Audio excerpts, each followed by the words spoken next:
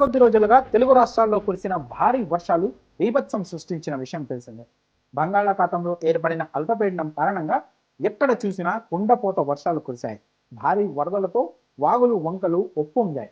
లోతట్టు ప్రాంతాలు జలమయమయ్యాయి. ముఖ్యంగా ఖమ్మం, విజయవాడ నగరాల్లో వరదలు జనజీవనాన్ని స్తంభింపజేశాయి.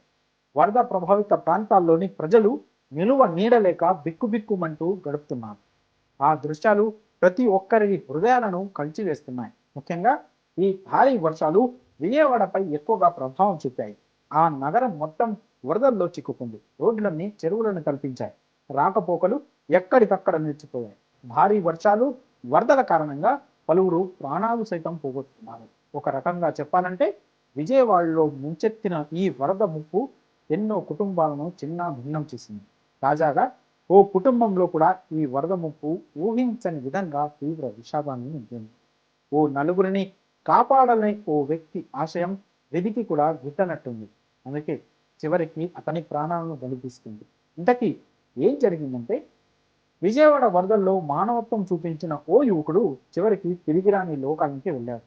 ఎలాగైనా సరే తన సోదరులతో పాటు మరో ఇద్దరు యువకులను కాపాడాలని అతను చేసిన సాహసం ఆయన ప్రాణాలను బలితీస్తుంది.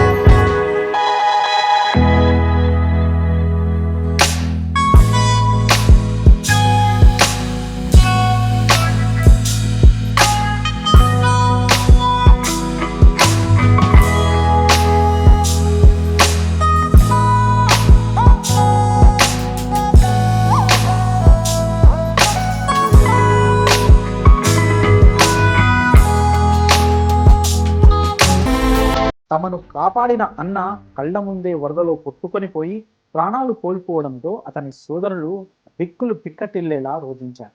ఈ ఘటనలో మరో బాధాకరమైన విషయం ఏంటంటే, చంద్రశేఖర్ భార్య ప్రస్తుతం 8 నెలల గర్భిణి. పుట్టబోయే బిడ్డ కడుపుతో ఉన్న తన భార్య కోసం కూడా ఆలోచించకుండా నలుగురి ప్రాణాలు కాపాడి తన ప్రాణాలు పోగొట్టుకున్నాడు చంద్రశేఖర్.